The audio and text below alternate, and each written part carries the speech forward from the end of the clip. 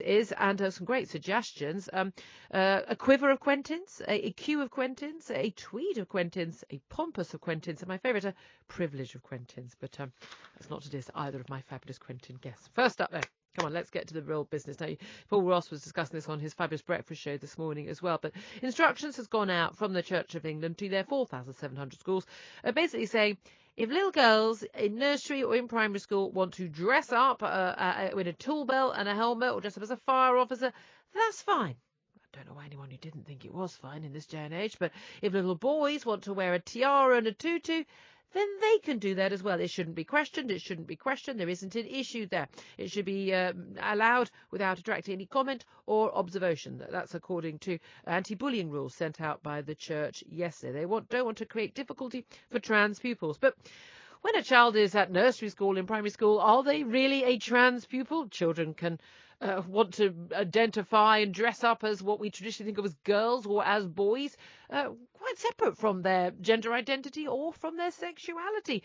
Now, I don't think many people would disagree with any issues of boys and girls dressing up, but there have been some other issues regarding the introduction of the concept of gender fluidity, as people are calling it, into children as young as 3, 4, 5 years old. Coming up, we'll talk to the organiser of Birmingham Pride, Lawrence Barton, about this. First up there, let's talk to Caroline Farrow. She's a columnist at Conservative Woman and a Catholic writer and broadcaster, and she joins us now. Good morning to you, Caroline. Morning, Julia. What are your concerns with this? It seems to me the Church of England saying, can we not be horrible to a little boy who wants to dress up in a tutu at the age of 5? Seems to me to be fairly reasonable. Yeah, and I would agree with that as well. I mean, I think what's interesting here is that the Church of England seems to be undermining itself in many ways because, as you said, there's no problem if children want to behave in ways that are gender non-conformist. And the Church of England is right to say we shouldn't try and pathologise this behaviour. We shouldn't try and put labels on it and say that they're a different sexuality or they're a different gender, just as, you know, children will play. So we shouldn't overanalyse children's play. But then by conflating this in with a document that's about trans bullying, it actually then validates the idea that children can be transgender and that they can be born into the wrong bodies. Now, that isn't an idea that's really backed up with any kind of science. And it actually, when a child does present with gender dysphoria, which is admittedly a really distressing condition, the jury is out on whether or not validating the fact that, you know, the idea that they may have been born into the wrong body is the right approach. You know, certainly the medical approach ought to be watchful waiting. And it's not kind and compassionate to necessarily say, OK, John, you are now Jane. And I think as well there is a really important issue that this is beginning to impact on the rights of other children as well. So, you know, teachers are being told, it's interesting, this guidance specifically defines misgendering, i.e. accidentally calling a child by the wrong gender, as a form of bullying. Well, there was a case, as we saw over the weekend, where a teacher in Oxford is up on a disciplinary because he saw a group of girls, but one of the girls is now identifies as a boy, and he automatically called them girls. And he's now up on a disciplinary for deliberate misgendering. Even though, as soon as she said, "Oh, I'm." Again, I can't keep track. I mean, again, this is not being offensive. It's just difficult to keep track. The child said, no, that's not my identity. And he then immediately apologised.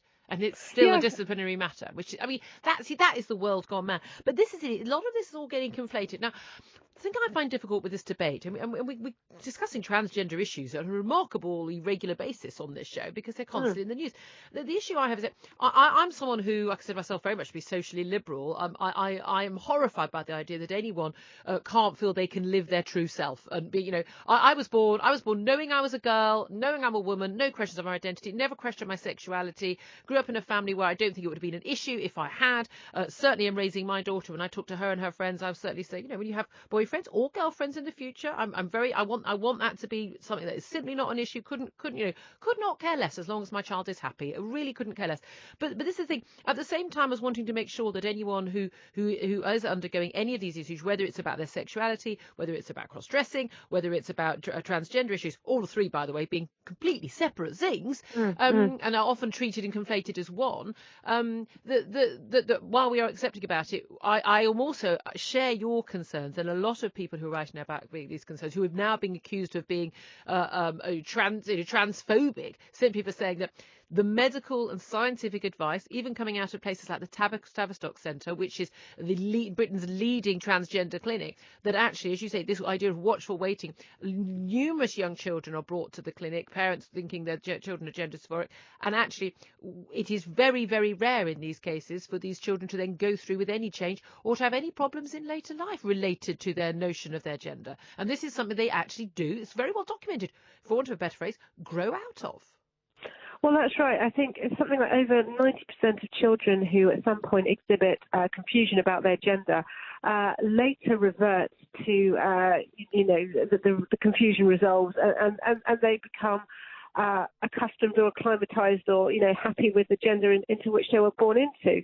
And actually as well, I think there is, I am concerned, I know obviously you're socially liberal, but I am concerned that we are all being emotionally blackmailed here into saying, unless you validate a child's own feelings about themselves, i.e. that they were born into the wrong body, that, they're the opposite sex, you are in some way causing them harm and doing harm to them. And that is actually being conflated, I think, with, the gay and the lesbian and the bisexual issue, because it's interesting that church schools are being targeted here because Christian teaching on sexuality is that, marriage is between one man and one woman. But at the same time, as a Christian, that's something I believe. But I also believe in affording respect, dignity, compassion, and treating people equally, so you shouldn't stigmatize people on account of their sexuality or whatever. And no Christian ought to be doing this. But it's almost... But they do. Yeah, some do. The Church of England doesn't allow... Look, I mean, I don't accept your view that marriage is between just one man and one woman. I find it utterly bizarre that anyone can call themselves Christian and deny that two men who love each other, two women who love each other should be able to get married in church. I think that's an obscenity, personally. Well, no. I mean, this is to do with what the with a Christian understanding of marriage, and as it's been 2,000-year-old understanding of marriage. It's outdated. But Julia, let's not get onto this particular. My point is that you can hold that point of view, okay? You can hold the point of view of what you believe marriage to be without it necessarily equating to any hatred or disrespect or intolerance. And the same, and it's interesting that I think Christian schools are being targeted over trans issues because they are assumed to kind of have this intolerance and this hatred. And one thing that to be very aware of is this report it was called In All God's Children. It's been two of the authors are actually leading members of Stonewall, so they're not members of the C of E body at all. And so I think that there is a really strong ideological push here to say, look, unless you kind of accept how trans children feel about themselves, then you're going to harm them. Yeah. And the other thing I would say as well, sorry, Julia, I think this is quite important, is that when we're talking about bullying, all bullying is wrong. I don't care if you're bullied because of your race, because of your faith, because of your nationality, because you don't have as much money as everyone else, you're not wearing the right clothes, ginger, you wear glasses, ginger. I've got a husband who's ginger, I'm allowed to say that.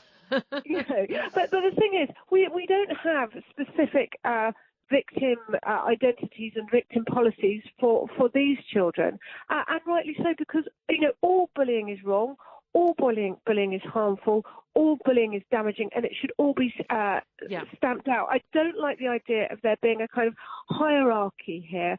But this is a worse kind. But this is it. When the debate becomes you're either for transgender people or kids or you're against them. And I don't think that is where the vast majority of good people in this country are. I think there are people who just are totally transphobic and genuine. I think that's a small minority. I think most people are very accepting and very sympathetic to what must be an incredibly difficult plight. But that doesn't mean you therefore say, absolutely, if my kid says they're a boy, I'm supposed to go, oh, absolutely. Well, if my kid says she's a pork pie, I don't have to accept that, do I? I mean, kids say lots of things. And this is it. You see, I've got a 2.5-year-old. Well, I've got four girls and a boy. And my 2.5-year-old son, it was interesting. I was watching him play yesterday, and his favourite toy at the moment is a little Fisher-Price doll's house. And he really enjoys picking up the baby, putting the baby in its cot, taking the baby out, putting the baby in the high chair and pretending to feed it. Now, that's just because he's obviously, he's looking at mummy, he's looking at what mummy does. That doesn't mean that he identifies as a girl or that he's going to be gay or whatever. Whereas actually some of these experts are saying that children as young as 2 are trying to signal to you what gender they are, and that is absolute nonsense. And also the other thing I think in this guidance, it says that identity, children are playing with ideas about identity. And again, that's right, they are. But identity isn't quite as straightforward as something that you can assume one day and cast off the next. Identity is not actually really something that you choose as an adult. We can't choose whether we're black or we're white. We can't choose what nationality we're born into. We can't choose whether we're a man or a woman. And so I think the Church of England is actually undermining its own teaching on this by trying to say, well, identity is something that's freely chosen. And it makes a mockery of the fact that if we're going to have faith schools, now I know you disagree with this, but if you're going to have faith schools, a lot of parents choose faith schools, even if they're not Christian or of that particular faith themselves, because they expect them to be a bulwark against some of this, what they see as, PC nonsense. They want children to be taught about respect, tolerance, and all these Christian values, but they also expect church schools not to go down the route of transgenderism and saying, sex is fluid. Yes. And they are being sold down the river too. And I think actually there is a big argument, if you're going to have faith schools that aren't actually going to be allowed to adhere to basic faith teaching, then actually, they ought to sell up their land and their buildings. Well, Caroline, we should be in agreement on this one. I wouldn't have a single faith school in the country, and certainly not one funded by my atheist taxes. But hey, it's rare we agree on anything. Caroline Farrow, columnist at Conservative Woman website. She's a Catholic writer and broadcaster. Thank you very much for giving us that point. We will hear very much, I suppose, the opposite.